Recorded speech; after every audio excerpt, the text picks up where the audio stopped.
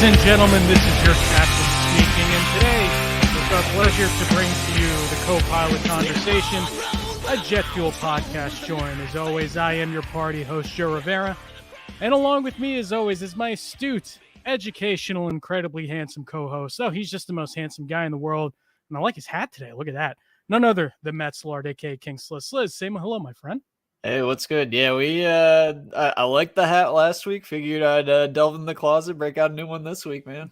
Always fun. Always fun. Lots of hats. And no hat today. I got a haircut, so we're good. But Hey, you're looking good. That's the secret. I actually was like, man, I need a haircut. I better go grab a hat. Yeah, there you go. But a big hat guy. So we'll break them out throughout the year. But Sliz, it's my pleasure to bring on today one of the biggest pains in the asses in my working life, in my other life. He is the he is the national college football writer for the Sporting News. My good co-worker, my dear friend, Bill Bender. Bill, thank you for jumping on, my friend. Pleasure to have you on. Thank you for joining Jet Fuel tonight. Quite the introduction. Everybody in our office. You know what, Matt? I appreciate Joe because there's some vets in our Sporting News newsroom, I'll say, and I always judge people by, are they going to give it back? And if they don't give it back to me, because I talk a lot, and if they don't, then it's like one of those things. If they throw it back in my face, I'm like, all right, I respect them more. So Joe's always consistent about that, and we have those NFL meetings. But I'm very happy to be on the show. Thanks for having me. Yeah, absolutely. Bill, I try not to talk that much stuff anymore because I feel like it's bad karma. It's bad karma on me. But Bill, we're going to hit you with some questions right off the jump. I have a few questions for you, and Sliz is going to throw some questions in as we get started on this co-pilot conversation. And my first question for you, and we're a few months removed from it now. I think both fan bases are happy with the way relatively happy with the way it came out. But you, Bill, are a massive Packers fan. Mm-hmm. So I'm curious, what were your thoughts on the Packers trade? On the Rodgers trade to the Jets? Was it kind of what you were expecting, the compensation, just your general vibe around the deal? No, I think you hit it. I think there's a consensus that the Jets get a quarterback that you guys haven't seen, quite frankly, something like this. You're going to enjoy it because he makes some throws that there aren't 5 human beings on the earth that can make. He elevates a team. We got spoiled in Green Bay. It's as a fan, not as an objective writer, you were spoiled watching him. At the same time, the last 2 seasons were very tiring off the field, and you can tell by Aaron Rodgers' preseason that he's kind of reinvigorated. There's no secret there. And then on the flip side for us, I'm way more optimistic about Jordan Love than a lot of people, just based on what I've watched in the preseason, the feel you get around the team. I spoke with Larry McCarron with the Packers this week about that very thing. And there's a little bit of freedom to it because for the first time in 25 years, they don't have a Hall of Famer under center. And in some ways that unknown can be exciting. I just realized before we move on to the next question, I got a couple Ohio guys in here, right? This is brutal. Where are you from? Uh-oh. So, aren't you an Ohio guy? You're an Indiana guy? I'm neighboring. I'm in Indiana right there you now. Go. I grew up in Michigan, so I've been everywhere but Ohio. Those are not the same states, Joe. Well, depending when you ask when you ask an East Coast guy, they're the same. Right. It's all the same. It's all the same once you pass Pennsylvania. So, Bill, I think for Jets fans, and I know Sliz and I talked about this a lot, there was never really a rush to get the deal done from a Jets perspective. So when the week of the draft hits and they make that deal that Monday before, Sliz and I were like, what's the rush? Like why make the deal now? Why not wait the Packers out? And I think that was our biggest, and Sliz, you can jump in here. That was our biggest beef with the trade, I think, aside from like losing out on the fringes like Sliz will mention. But Sliz, your thoughts, I want you to jump in here and let them know because you can explain this a little bit better than I can. Yeah, it felt like it was either you make the trade right away, ideally prior to free agency. And I think we saw the quotes from Orlando Brown Jr., who, hey, the Jets pursued me. They offered more money, but the Rodgers situation was in flux, didn't really know what was going on. And of course he ended up in a good situation with Cincinnati, but it's kind of, hey, you either make that early, figure it out early to attract free agents, or you kind of just play the long game and you don't blink first. And once you get past that first draft and you spend all the capital, then you're kind of, you're tied to that. What was it, about this time of year deadline on his option and the payment out there. Yeah, it felt weird. Not only, I think it was probably close to ballpark and compensation. I think that first round swap was kind of maybe the kicker that was more than us as Jets fans would have liked to give up. But yeah, I guess your thoughts on that, the timing around all that. Well, Joe and I were playing GM back and forth. I remember that Slack conversation, and I'm a very difficult person in those. I was like, why would we trade him? He can sit, we don't have to, let him go. But you realize what the PR disaster that could have been was. So I was happy with what Green Bay did in the draft in general. And, the Van Ness pick, we're going to wait and see. He's always going to be kind of connected to this trade. But it was funny. I was like, they're totally going to draft a receiver now because we've been through this for how many years. And the Packers simply will not draft an offensive player in the first round. So, at the end of the day, there was that trade's over. What are they going to do? And they did. If you watch the preseason, the guys they drafted are going to catch passes from Jordan Love. Jaden Reed's going to play a lot. The tight ends, both of them, Musgrave and Kraft, they're going to play a lot. Musgrave in particular, I think Green Bay fans are very excited about him. So again, it's one of those I feel differently about this, and I know we'll talk about it at some point, but this feels different than Brett Favre. And I can explain it to you from a fan perspective of Rodgers. It was kind of like, okay, both sides are happy. When Favre left, because of how beloved he was to the organization, because they had just come off losing to the Giants in the NFC Championship game, and the Super Bowl window was like open still in theory. That one hurt way more. I would probably say I was more actively rooting against Brett Favre in a Jets uniform than I will this year, where it's like, I'm actually kind of excited to see that Buffalo game from the standpoint of, all right, I mean, this is what you wanted, right? Like, you want it out. Let's see what you can do. And with all those exciting young pieces the Jets have on both sides, I think they're going to be really good. I don't know we had this discussion in our budget meeting today. What is really good? To me, good is the Jets are going to be good enough to get into the postseason and start. And once you're in from there with the quarterbacks in the AFC, it's who knows. Yeah, I think the good discussion, what defines good, because we were talking about the Lions and like when the last time the Lions were good, right? Mm-hmm. That was our discussion today. And it's like, is it like the 2014 season? Like, do you have to make the playoffs? Like, it's a good question. And I think the kicker for the Jets here is that their defense needs to be top three. And it's not a question of they should be top three. It's a question of they need to be top three, because I don't necessarily, and we'll get into the questions from the Discord in a little bit, but I don't necessarily believe that they have this abundance of skill position talent on the offensive side of the ball. I think it's good. I think it's fine, like maybe slightly above average. Like, it's one of those offenses that the sum of the parts that's going to be the whole key. It's not going to be just one guy. It's going to be the way that Rodgers distributes the ball this year. So yeah, I'm kind of on edge. But I think Rodgers will still be. I still think he's got something left in the tank. But so let me play reporter with you two for a second, since we do that. Is Garrett Wilson? He's not going to be Davante Adams. Now, I always remind people, Davante Adams, his first couple years in the NFL, he was playing behind Jordy Nelson. He was playing behind James Jones. He wasn't the alpha receiver that it took a minute. And Garrett's ahead of that. I mean, I live in Columbus. Garrett Wilson at Ohio State was absolutely incredible from the jump. And he's part of that ridiculous Ohio State receiver factory. And I think there's a connection there. You're seeing it on social media, at least.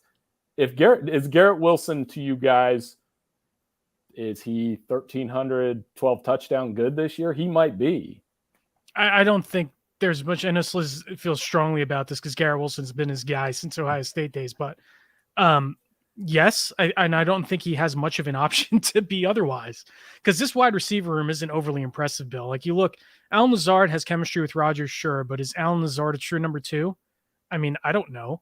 Randall Cobb is 137 years old. He is. Like, and you look at the depth, you look at the rest of the depth, like Mecole Hardman already hurt his hand, and thankfully it looks like he avoided major injury. But and then you get down to the bottom of the depth chart, and you're looking at Xavier Gibson, who is a rookie undrafted free agent. No faith in the UDFA's, man. No, we're carrying absolutely 3 of them. zero. Yeah, and Jason Brownlee, which isn't exciting, and Irv Char. Like it's not a great room, but like I said, I think it's one of those things that the sum of the parts is going to be what makes this offense go. Because when you put it all together, it looks good. Like there's not any one intimidating room on this team. I don't think. Like people want to point to the running back room, but I don't know. So I think Garrett Wilson's him. I know you feel that way strongly. So what do you say? We laughed about if there's one little bit of what is the word I'm even looking for? Like just kind of shaking your head. It's okay. Like we talked about getting Rodgers more weapons in Green Bay for years. And who does he take to New York with him? Yep, exactly. Allen Lazard and Randall Cobb.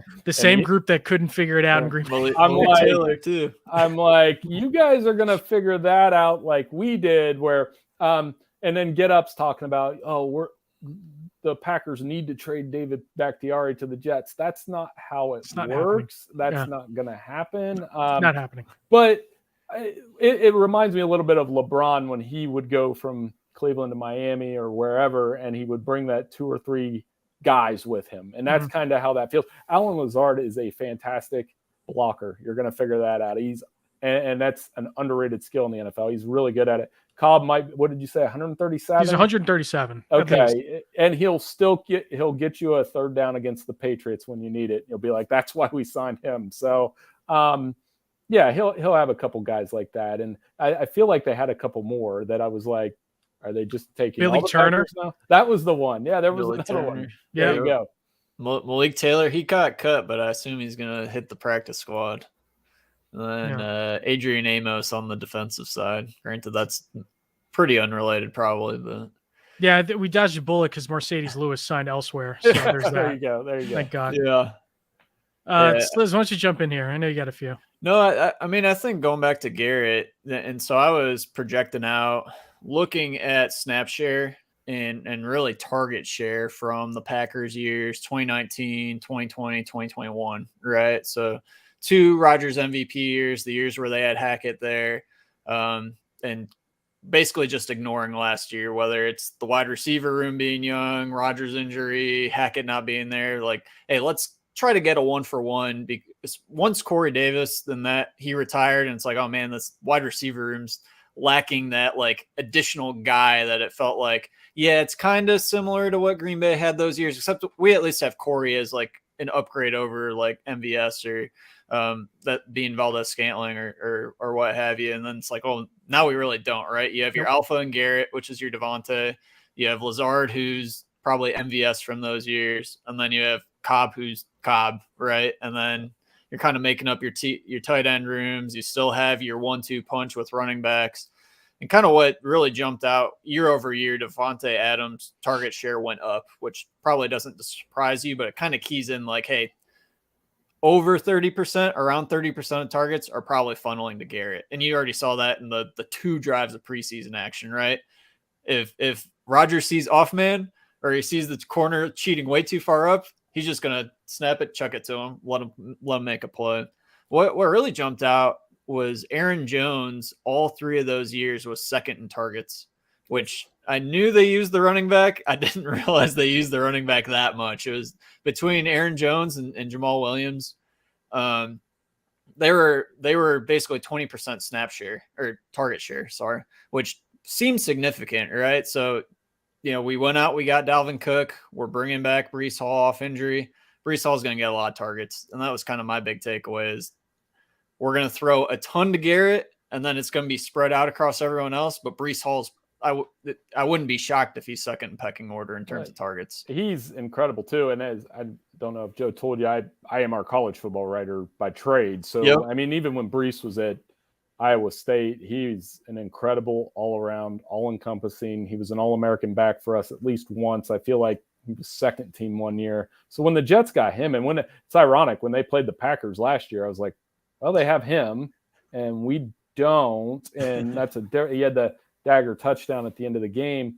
But you mentioned Aaron Jones. I think one of the things with Green Bay is we always complain that Aaron Jones doesn't touch the ball enough. And now that you reel off them numbers, it's like, he's maybe a little more involved than we thought. But it was last year in particular where there was a game against Washington. He had like 6 carries. And I'm like, yep, you're not going to win a game. And a lot of Green Bay fans believe, last year at least, thought without Devontae that Aaron Jones is the best player on that team because Aaron had a rough year. I get the statement, but he was the guy that they felt like should touch the ball more. I don't think that will be a problem in New York with Breece. And I love the Dalvin signing as somebody that's watched him for years with Minnesota.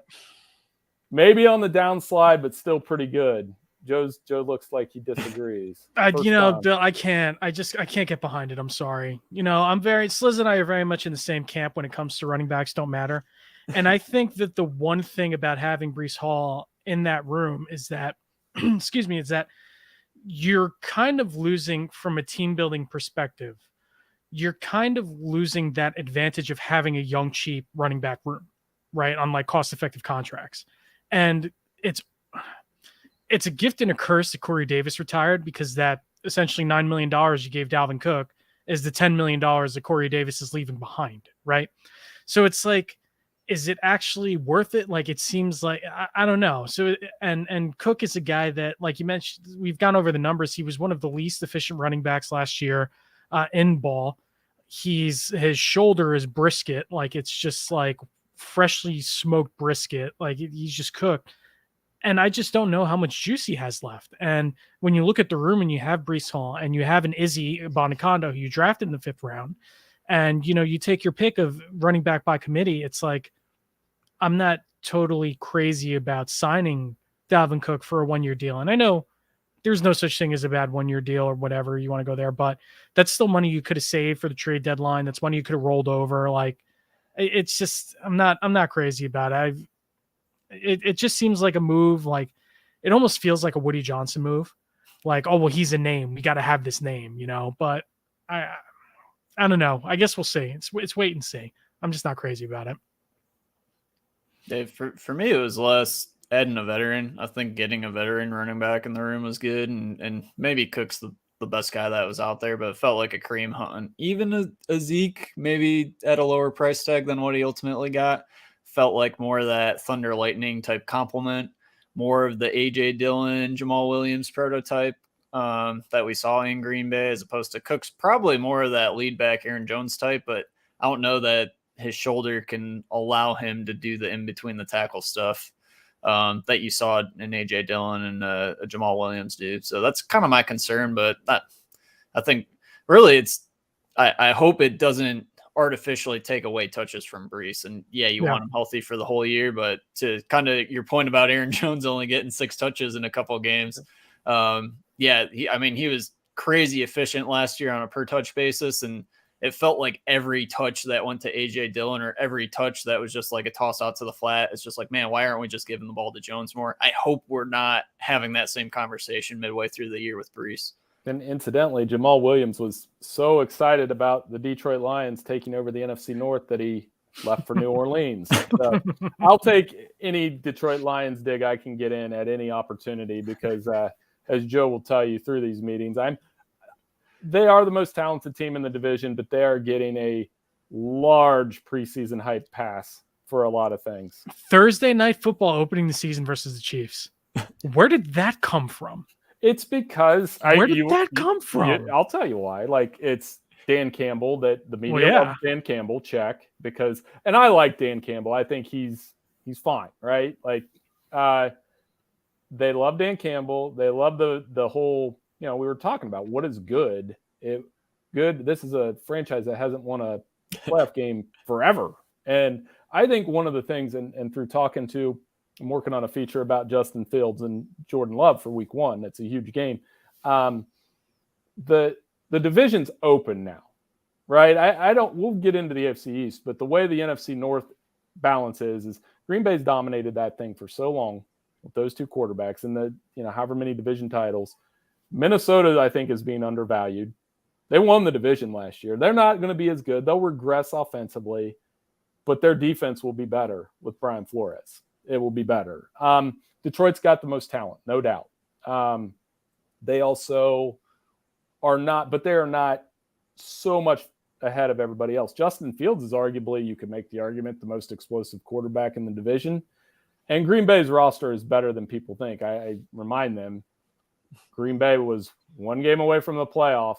And I don't know that Detroit's running a slot lateral play, whatever they ran on that second down. They're not running that if it's they have nothing to lose. And Aaron Rodgers played not well in that game, and that's putting it lightly. So, I mean, that's how I see that division. I see your division as an outsider Buffalo's going to be good. The Jets are going to be good. New England, I'm probably about the same. I think Miami's kind of the X factor team because when they get that thing rolling, the offense, they were hot as anybody last year. So you have 3 potential playoff teams in a division where those playoff spots are limited because everybody's good. And this, and I feel the same on the AFC East, and that's we're going to walk into MetLife in week 1, and we're going to smack the Bills right in the mouth. That's just the vibe I get right now. There's something, Bill, that just feels off about the Bills this year.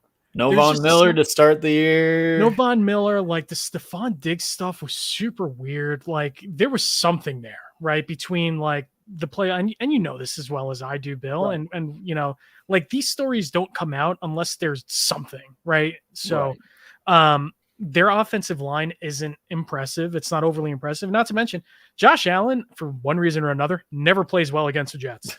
Like he's got even our disaster years, man. We hung with them. Like it was like 6 field goal type games for them. Like, we'd lose 20-7 on the scoreboard, but it's like it's not easy. 8 touchdowns, 7 interceptions in his career against the Jets. It's like that's not overly impressive for a guy that supposedly owns a division, right? Turns it over a lot. And, he does. I think the angst, and I'm in the middle of it here, and a lot of my buddies are Bengals fans, and they cannot stand Buffalo.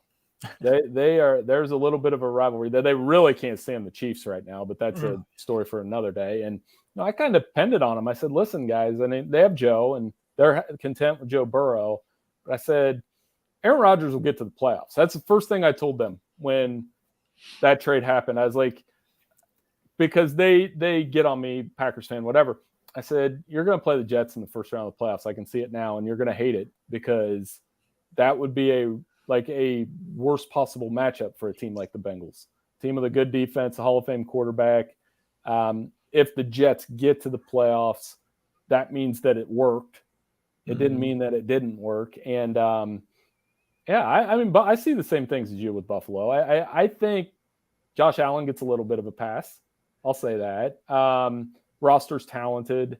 The Stephon Diggs thing, that could deteriorate if they are a 5-6 kind of seed where they're not the Chiefs. The Chiefs are proven to me. The Chiefs could we talked about their receivers today, Joe. I don't care who their receivers are. They have Patrick Mahomes. Right. Yeah. There's just something off about the Bills. I don't know. It feels wrong. It's just a vibe. It's the vibe thing. I also think Sean McDermott can be a bit of a bozo. Like he's just like, it feels like his team. It's not that his teams are underprepared, but like in big spot, that Bengals playoff game, man, that was sloppy stuff. Like in your own building, and that's a game that you're supposed to be prepped for, and it just was ugly. And Joe, they just need the rematch in the dome. That's all they need. Yeah, they need a dome. Like that was over after one quarter. Yeah. I thought that's ugly. A wrap. The Bengals took it to them. It got glossed over because obviously because of the DeMar Hamlin injury, but that initial game late in the season wasn't going well either. No. They were getting it taken to them. Yep. So, Sliz, I know you got some college football questions on here on deck for Bill, and Bill's obviously the Sporting News college football writer. So, why don't you let him rip? Yeah, man. So I'm a Big Ten guy, Purdue guy.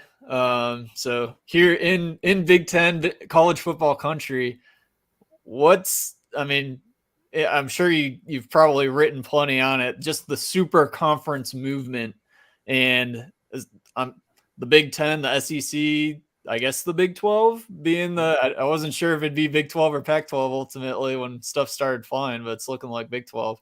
Like what's your thoughts on it? And don't have to go super into right. ranting mode on it or anything. But It's not good. It's not good where the sport's headed in general. It's trying to be the NFL without the makeup to be the NFL. And I say that in terms of, I always use the analogy. I love both sports. I do. I love college football. Don't get me wrong. I argue with my editor, Bill, about this all the time because I think college football thrives on the regional feel of it.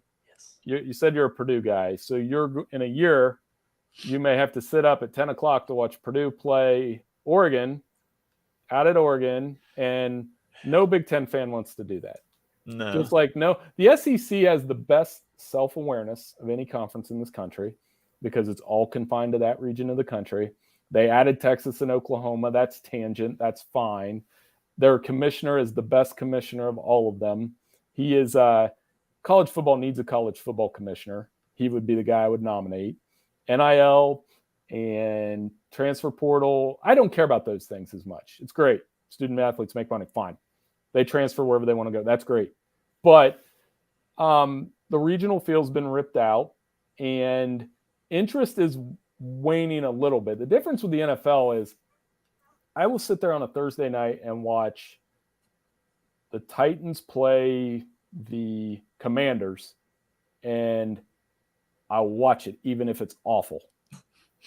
It's even better if it's awful because I'm texting my buddies about how terrible the quarterback play is. Yeah. Colts Broncos from last year, right? Oh my God. I'll watch it because I like it, or I'll have a DFS game going, or I'll have something in fantasy football, or now that betting's legal in Ohio, you can throw a couple bucks on an NFL game and hit that. So the NFL's mastered that, and they've mastered getting people in Ohio to care about the Chargers game. I don't think people in Big Ten country, unless it impacts Ohio State or Michigan or Penn State or Purdue in your case, if Purdue was in the hunt, you're not going to sit and watch Mississippi State and Vanderbilt.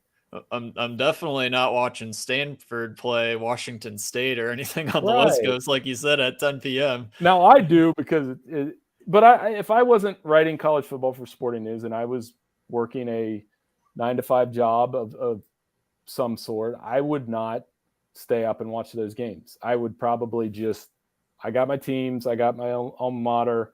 I'll watch Big Ten football. I'll watch Ohio State, Michigan, Notre Dame because I've been doing that since birth, and then I'm good. And Notre Dame, and Joe knows this. So my view on Notre Dame has changed. I used to be the guy that said they've got to be in a conference. Now I'm like, I wouldn't. I would, because these conferences may well fold in 5 years. I would keep my TV deal. As long as I have access to the playoff, as long as I can play my rivals, and I have my ACC arrangement, I'm good. And you saw that. I mean, by the way, they look pretty good Saturday. Oh yeah, yep. They absolutely did. What kind of with that? Might have lost my thought there. While you revisit that, hold on, I got to throw this up on the screen. Big Ten bringing in these West Coast schools to make sure Rutgers doesn't build a dynasty. Sad. I wholeheartedly agree with this, Anthony. It's a great take from the chat as always. We appreciate that. But, Anthony knows that Rutgers is, and Rutgers, to their credit, they're getting money for that. Why wouldn't they be in this conference? Listen, I am so over Greg Schiano. I can't even begin to explain. I cannot begin to explain. The hype with this guy has been, and I understand he built some feisty teams in the early to mid 2000s, but it's it's very much I'm at the point in what have you done for me lately? And I kind of hate being that kind of fan, but his teams are undisciplined. They get blown out every week. They still can't recruit. It's just, and I understand these the Ohio States of the world and Michigans of the world come to New Jersey and they set up their satellite camps in North Jersey and they take all of the state's best players. I get it. I get that's the way it works. But if Purdue can win the Big Ten West, Rutgers can field a 500 team, right? I just don't know where you go from here. As a Rutgers professor, as a Rutgers student, grad, I don't know, man. Well, and the insanity part of it to me is going to happen this week where, the biggest winner of realignment is going to be SMU. And they're going to get in a conference by not taking a share for 7 years, potentially, having their boosters basically pay to get them a seat at the table. And it really has flipped the conference around and the regional feel of the game. You know, the NFL, again, the AFC East can have a team in Miami and New York and Buffalo. Well, that part of the country mostly, but Miami, those rivalries are the rivalries. If they took Miami out of the division and put the Texans in, I don't think people would be happy.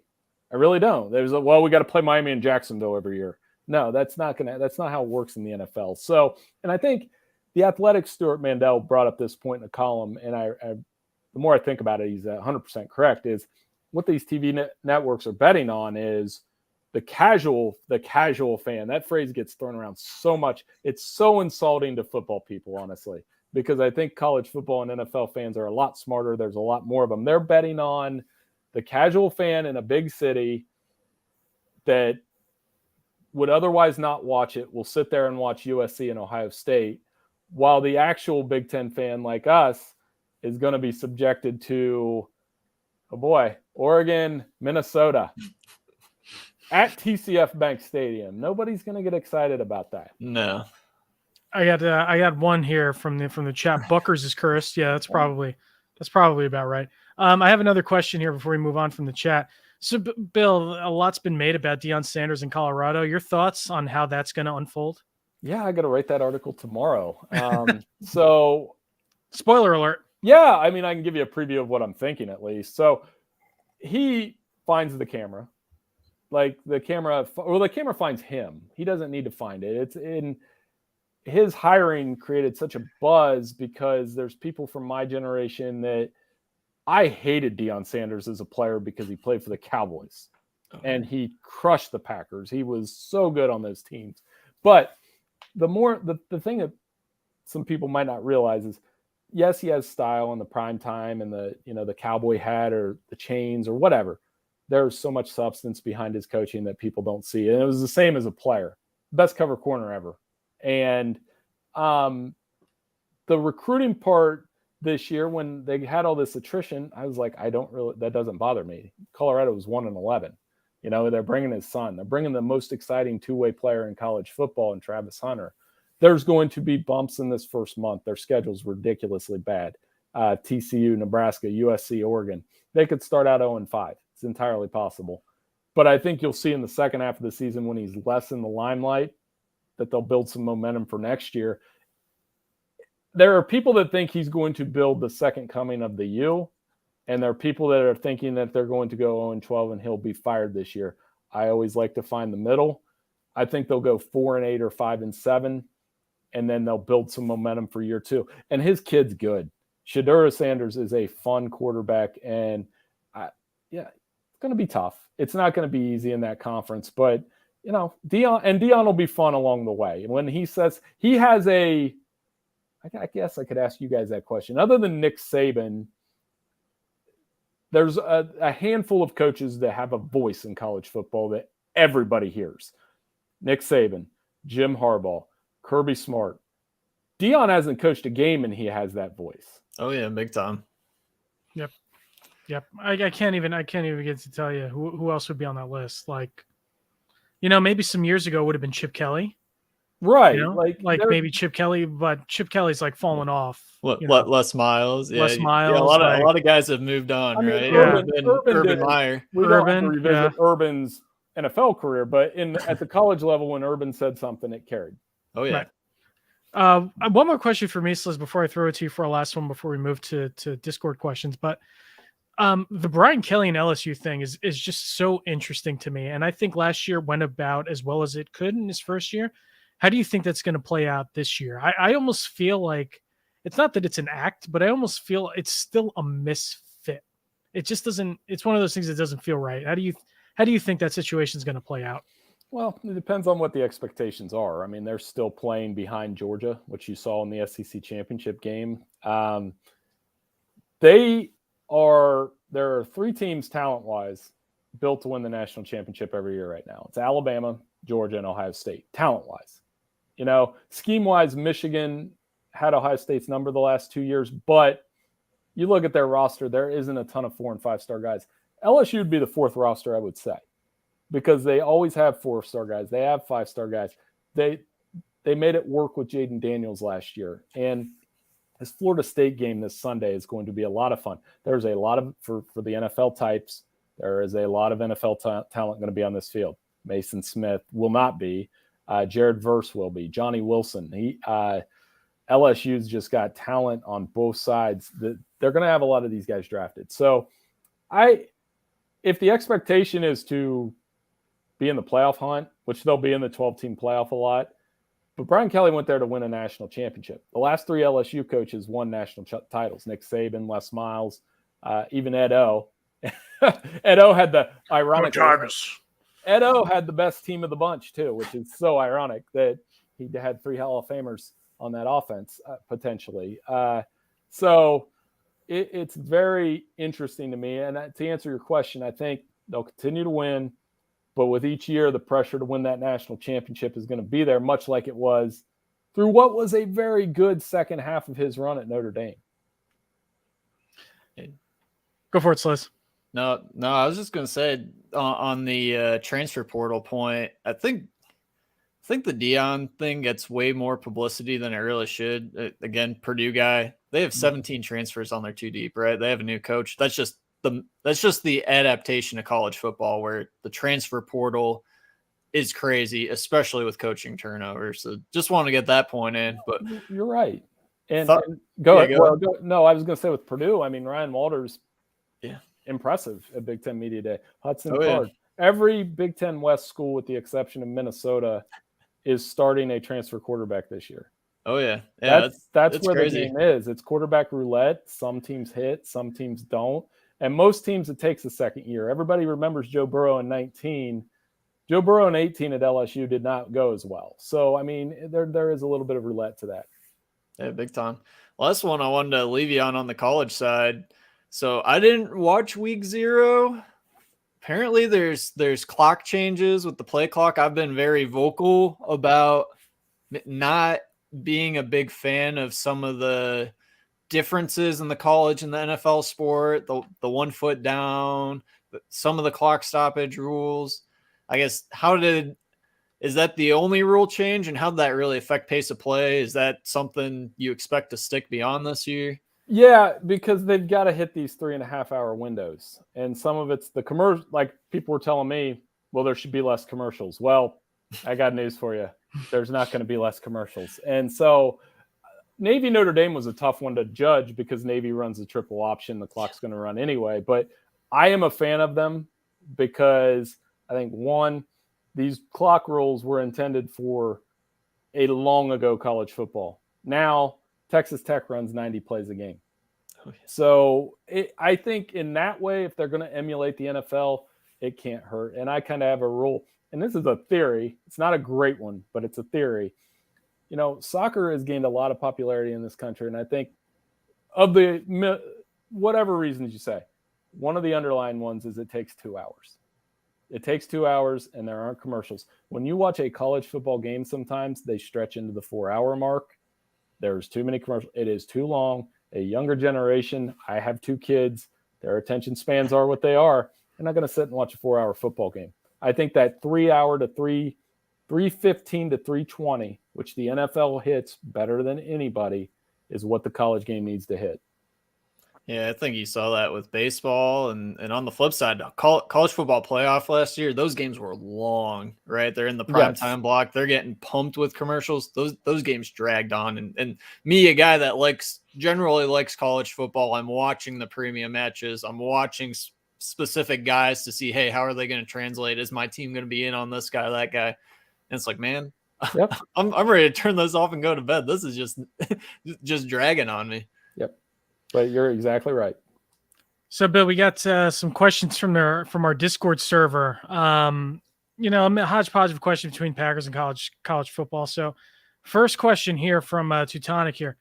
Thoughts on the Packers promo in the fan bar where, like, every time the Jets lose, the bar pays the tab. Any thoughts on what exactly this bar is doing? So, I mean, that's what I'm saying. I don't have, like, a tremendous amount of ill will toward Aaron Rodgers. Now, I'll say this. When Brett Favre put on a Vikings uniform, that changed the game. If Aaron Rodgers plays for the Jets for a year and then he shows up in Minnesota in a year, I'm going to feel a lot different. And I remember being in Lambeau Field that year, and there were people in Packers jerseys wearing Favre jerseys, and people were mad about it. So I don't feel that way. I think for me, there's a deep appreciation for what Aaron Rodgers did for the Packers. I still think he's the best thrower of the football I've ever seen.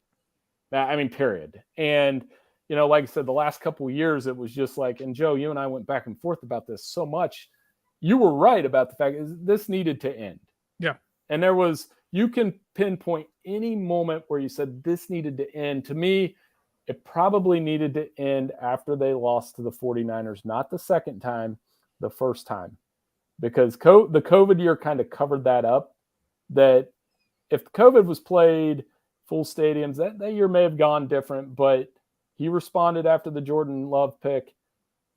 I think they went 2 years too long.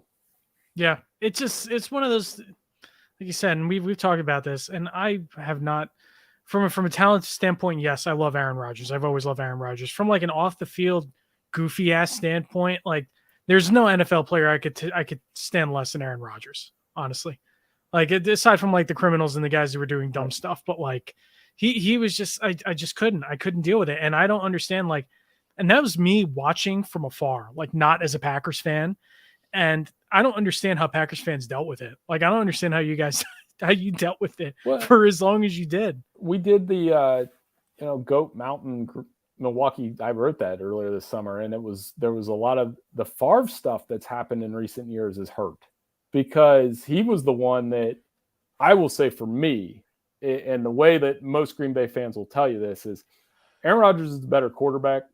Brett Favre is the more beloved quarterback. And I don't think it's close, because Brett Favre won that Super Bowl against New England. He had that aw shucks Southern thing down to a T that we all, but I mean, it was in an era of football that was different. I remember how great it felt that they got through San Francisco or they beat Dallas once, not in the playoffs, but they beat Dallas. Like, that's how it felt. I think one of the things I'll say this, and Joe, I would love to hear your opinion on this. I have noticed that with the move to New York, Aaron's got a little bit of a clean slate, so to speak, with the media. Like, absolutely. He's beloved now again. He's mentoring Garrett Wilson. New York media, big bad New York media has given him a big Manhattan makeover. Like, I think the thing with the media up here is that they love him now because he's going to the Taylor Swift concerts and he's being a New Yorker and he's doing and saying all the right things. But the second that this guy throws 2 interceptions in a game, like, that's when it's going to turn. When it's going to turn. The bitter part of me would say, well, okay, he's mentoring Garrett Wilson. Where was that with Christian Watson last year? Mm-hmm. You know, he's got doing the handshake with Sauce. Well, where was this guy? He definitely, like I said, rejuvenated, reinvigorated, got a makeover with the media, because we're not talking about those annoying things that you and I had to cover the last couple of years, the COVID speech, the McAfee interviews, where he would talk for 40 minutes. And I'm like, what's he talking about? Like, I'm at a point in my life where I'm not listening to that. Mm-hmm. The woke mob coming after him, Bill. That's what it was. That was it. So we move on to a question from Sharp. Thoughts on McCord being named the starter for Ohio State? Well, yeah, it makes sense. McCord, obviously a Pennsylvania guy, has played with Marvin Harrison. I think it's the safe pick. He started a game. Devin Brown really pushed that in fall camp, though. So, you know, you want to talk about an insane bar to clear. So we've talked about this a lot on the college side. The last 3 Ohio State quarterbacks, I don't have the exact number, but I can get you close. Stroud, Haskins, Fields, all first-round quarterbacks, all Heisman Trophy finalists. In their first year as a starter, they averaged about 4,300 yards, 40-plus touchdowns, and 7 or 8 interceptions. So that system is great for college quarterbacks. I think Kyle McCord will do fine. When in doubt, throw to Marvin Harrison. He is unbelievable. And then they have Emeka Egbuka. And then you hear the crazy part, Joe, is you hear Marvin Harrison say, well, Carnell Tate, the freshman, he's ahead of where I was. You're like, good Lord. And that's after Garrett and Olave and Jackson Smith and Jigba, who, despite the wrist injury. So I think Kyle McCord will do well. I think it really comes down to, you know, this big game against Notre Dame here in about a month. Penn State's going to be better. Michigan is a must-win for Ohio State, which I find ridiculous in some ways because Ryan Day is. Imagine if the Jets coach was 45-6, but fans were mad about 2 losses to the Patriots. This is the insanity of college football. Oh, I mean, I think we would be. You'd be all right if you were 45-6. I'm not sure. I'd be okay with going like 2-15 this year if the 2 wins were against New England. Yeah, I'd that's be okay hyperbolic, but- beating New England Just once. Just All right, there you go. once. There you go. There you go. Just Fair give me enough, one fair win. enough, fair enough. Just give me one win. All right, this one's from I think this is Vampiron. Will Jordan Love end the year a top 15 quarterback? Well, I think Vinny Iyer at Sporting News has him at 14, and that's, like I said, there's tinted glasses, whatever, green or gold, whichever ones I have to wear, and there's the reality. He has looked good in the preseason because they're getting the ball out quick. These young receivers are what they are. Again, talked to Larry McCarron this week, and he talked about how calm he is. Now, again, so I put this Twitter pull up about a week ago. I said, which game is going to create a bigger overreaction? Bills, Jets, Packers, Bears. And I anticipated it'd be pretty close. Turns out it was like 85-15 Jets, Bills. That's fine. Within the division, though, that game is hugely significant because Justin Fields is 0-4 against the Packers. Green Bay has just dominated. He's going to be that. 0-6 this year. Yes, but I think lock it up. To answer the question, here's what best case scenario for the Packers is 9-8, slips into the playoffs, ups and downs with Jordan Love as kind of a, he'll be better than I think Kenny Pickett was because he's been in the league for 3 years, but that mid-range Andy Dalton type quarterback that can get you in the playoffs, maybe win one, though Andy Dalton didn't do that. And there'll be some moments where you're like, man, this guy is bad. And then there'll be some moments where it was good. I'm quick to point out Aaron Rodgers' first year as a starter in Green Bay, they went 6-10. But I still felt like they're going to be fine because I've seen some really good things out of him. And sure enough, the next year they got to the playoffs, and then the next year they won a Super Bowl. The one thing about Jordan Love, I know Sliz, you got a point here. The one thing about that Jordan Love has done that I don't agree with was signing that contract. Right. That's the one thing I don't love that he did because there's something about it that just says no confidence, right? Like, let me bet on myself this year and put you behind the 8 ball. And maybe that's just like too, I don't know, machismo football, but there's something about it that just is like, I don't know why it's an incredibly team friendly deal. Like it gives the Packers like all the flexibility in the world. And Jordan Love is not putting any pressure on the organization. It's just strange. It's just a strange situation, but yeah. And worst case is they get smoked by the Bears in week 1. It goes downhill from there. And the one thing with him is you've got to watch, is he accurate enough? That was a really big problem early in his career. Does he avoid turnovers? Again, getting spoiled with Aaron Rodgers, some of his interception stats are just insanity that you throw an interception like 1.2% of the time. Like it is the pick 6 against New England last year became like breaking news because you just didn't see it. Jordan Love is going to have turnovers. He's going to throw pick 6s. And, but no, I mean, to answer some of the questions that you've had, I'll watch the Jets probably like a fan because it's a couple more years of Aaron Rodgers. And I probably was more annoyed with him last year than I would be this year, like trying to root against somebody because well, no, I can't say that. There are athletes that I've rooted against. So, no, I can't act like I'm like Mr. Perfect. No chance.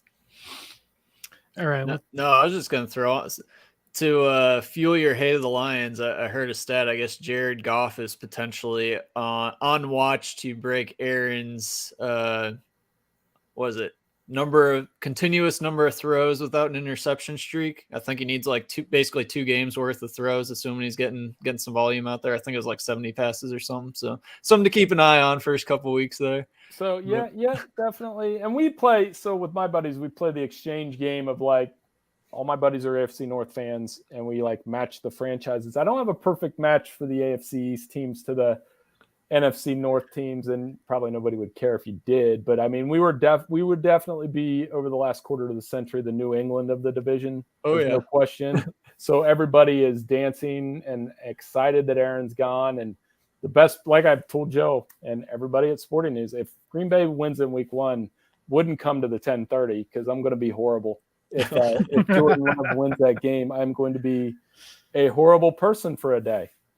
Yeah, and on Jordan Love, I think it's very interesting, right? There's been a ton of there's always quarterback discourse, but especially in the wake of the Trey Lance failed experiment and move on, right? Where you look at Jordan Love as a similar thought process and letting him sit, letting him grow, but certainly entirely different circumstances. And especially in the NFL where, hey, all the first round rookies are starting this year, even when maybe they probably shouldn't out the gate. And Yep. There's discourse around the type of quarterback, a Bryce Young type that's very on schedule, on script, getting the ball out, is a much different quarterback than an Anthony Richardson who's just got a cannon arm and he's gonna learn on the job, right? Well, Jordan Love probably leans more towards the Anthony Richardson rawness in a sense, but he's had that time to curate, to learn from Rodgers and grow. And I think just in terms of the league and letting guys sit, which hasn't really been the in vogue thing,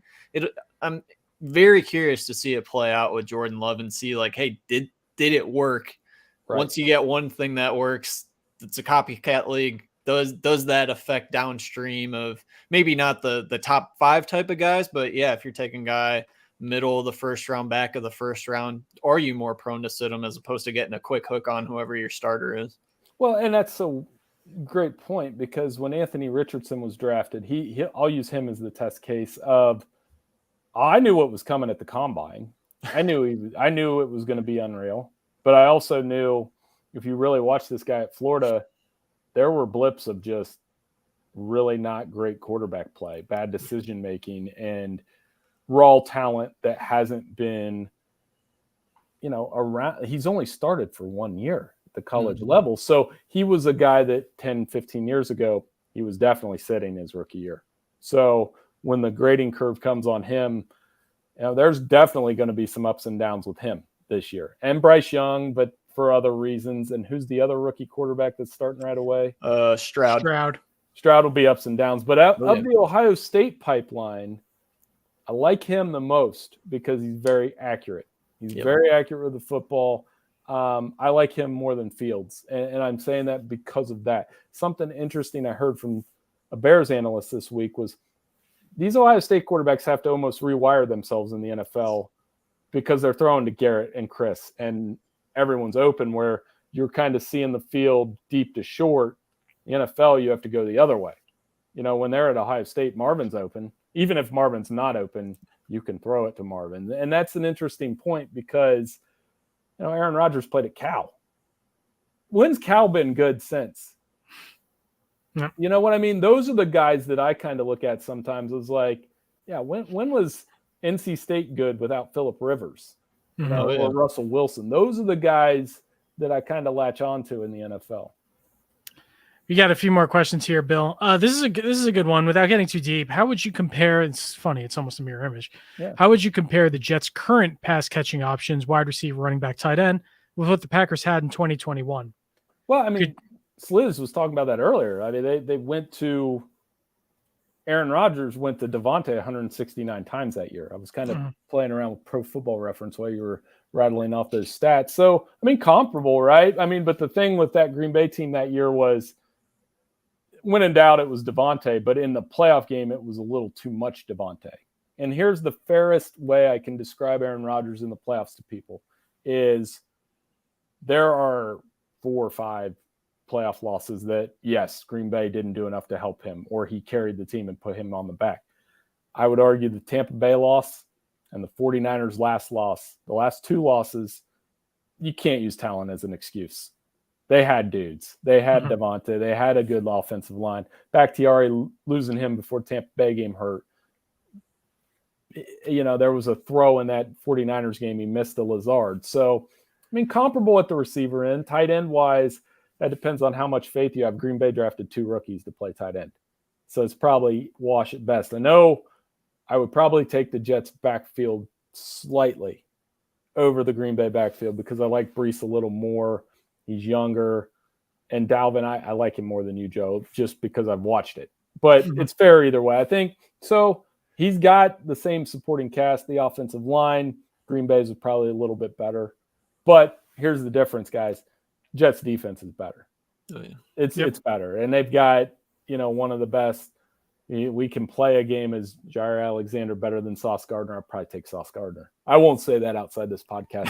I'll deny it. I'll deny it next Tuesday. But hey, I'm a big Jair guy. So like when Sauce fans were going nuts, I was like, man, you can't put him over Jair yet. Jair's a stud, and he's proven it over a long sample size. Right. But Sauce has been doing it since Cincinnati. So yeah, I mean the roster makeup is very similar to what Green Bay had in 21 if Garrett Wilson is that dude. George Orr, question from George Orr. Do you think Jim Harbaugh has been worth his contract? Also, do you think Pat Narduzzi has the ability to make Pitt a constant winner? Well, I mean, Harbaugh, there's another guy everybody has opinions on. I think what he inherited at Michigan versus what he's been able to do with it has been pretty impressive if you really think about it. He was 3 years behind Urban Meyer. And it took time. But the last 2 years have kind of shown he got back to what he does. They run the football. They hammer it. The TCU game was a pretty flagrant bad loss. I'll admit that. That was bad. But, they're doing the things the way he wants to do it. And like I said, as far as a voice in college football, Jim Harbaugh counts. I think he does a fantastic job of advocating for student athletes. His suspension to start the season is ridiculous. And, I think he's been worth what Michigan paid to get. And the next step now is they have to win a playoff game. Yep. They're pretty loaded this year. They've got 18 to 20 NFL guys on that roster. And they found a way to beat Ohio State, which after 2 decades of not doing it's pretty good. Second question on Pat. I think they are consistent. I think they, the ACC, the way that they've been able to do that, he produces NFL talent more than Pitt was doing before he got there.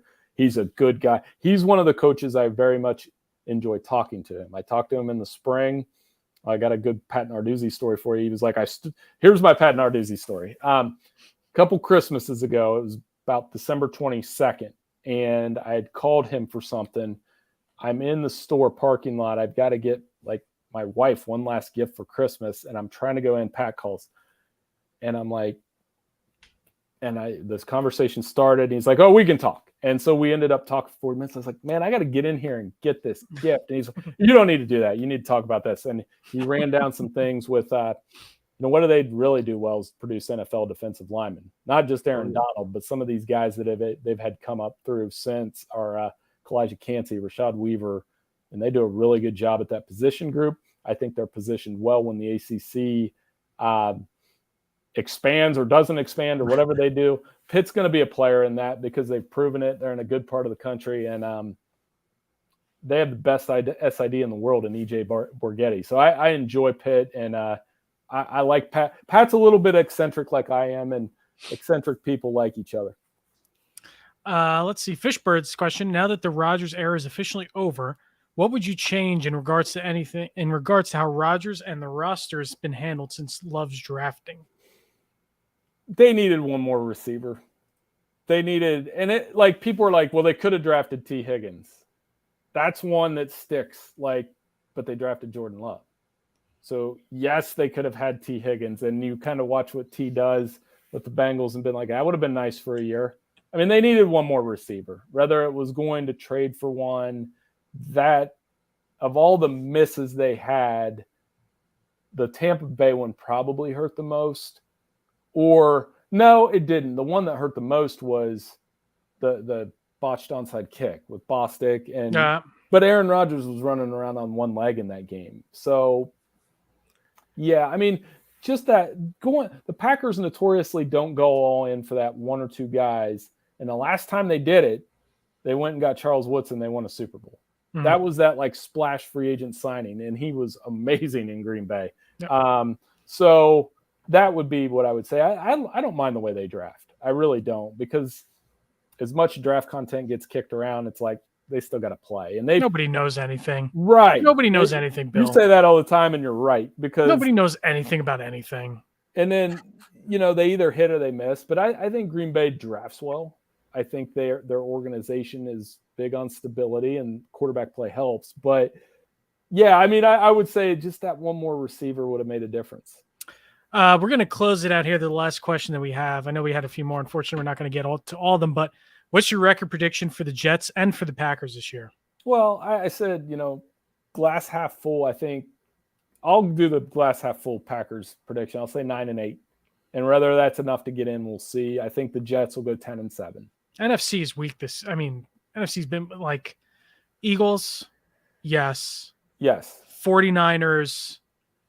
I get the same. Maybe. I get the same Maybe. vibe from the 49ers as I do the Bills. It's all on Purdy this year, man. It's all on Purdy. That's why the Lions hype's out there, because they'll probably get in too. I think Green Bay will get in as like a 7. Seattle's getting slept on a little bit in the NFC. I mean, if they were able to do it last year with Geno, I think they're pretty good. And then if we got to hear the Giants hype anymore, man, I'm gonna throw myself off my balcony. It's a big year for Dak. I can't hear any more Giants hype. I just can't deal with it. Joe loves Brian Dable. It's not that I dislike Brian Dable. I just can we do it for a second year before we anoint this guy? I'll say Dallas, they'll probably get in the playoffs too. And then it's a big year for Dak. But for the Jets, I'll say 10-7, 11-6 if they win in week 1. I think 11-6 is right in the sweet spot. We're 10-7, 11-6, first round game at Paul Brown Stadium. You guys can have me back on. I'll invite my Bengals buddies, and they can tell you how much they hate Aaron Rodgers. But I think that's within road trip distance for me. I might have to go there with some coworkers if we're playing the Bengals in the road.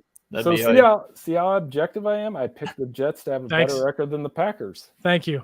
Telling lies all night. No, I'm kidding. All right, guys, let's bring it in for a landing. This is the landing strip. So Bill, we discussed a little bit with the landing strip. What's on your mind? Anything new and exciting happening in the world of Bender? No, I mean, as I think, if I could promote sporting news for a second, I mean, we do work hard over there. We're kind of we don't have the manpower or some of the resources that some of the big websites do, but we've got a really hardworking staff over there. I know you do a hell of a job. I know I get after it on the college side. We have passionate people that care about sports. And like I said, I'll say that for my landing strip, the casual fan thing drives me crazy because it's 2023. Everybody can look up everything. Everybody can watch everything. I think football fans are a lot of them are smarter than they're given credit for, and they deserve good content. And that's what we try to do over there at Sporting News. Yeah, I think that's fair. The term the Discord uses is football zombies. There you go. Yeah. Now there are a lot of fans that don't know what they're talking about. That ruin it for everybody else. But we know we won't name any names on here, non-ball knowers, but that's all right. We try to get after it. And no, this was fun, man. I enjoyed this a lot. And it's football season. We'll be busy all the time. Hopefully we can do it again. Yeah, absolutely. Sliz, what's on your mind? Hey man, I guess I'll start with college football's here. Yeah, that's exciting. Yeah, I'm a college football guy. I got to figure out how to get up for a game or two. Bill had twins earlier in the year, so it's been a little chaotic this year. But I always gotta sneak up to Ross-Ade for at least one tailgate and hopefully get a good matchup. Bring the twins with you. Well, congrats. That's a lot.